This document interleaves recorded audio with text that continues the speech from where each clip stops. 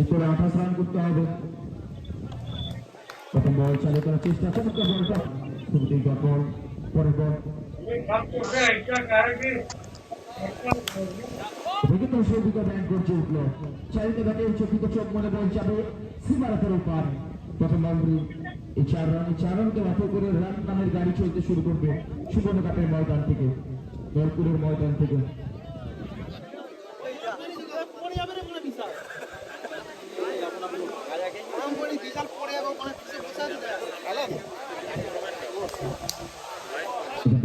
সংকেত অতিরিক্ত রান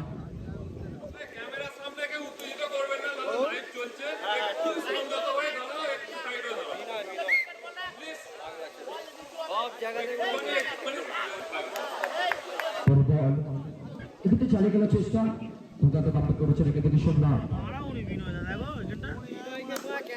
সোমনাথ তার সামনে সৌভিকের ব্যাট করছে উঠলো, আর 4 রানের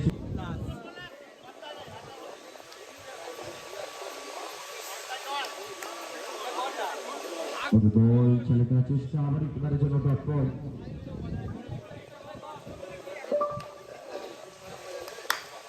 ব্যাট করেছেন, আবারও ফিল্ডারকে ফাঁকি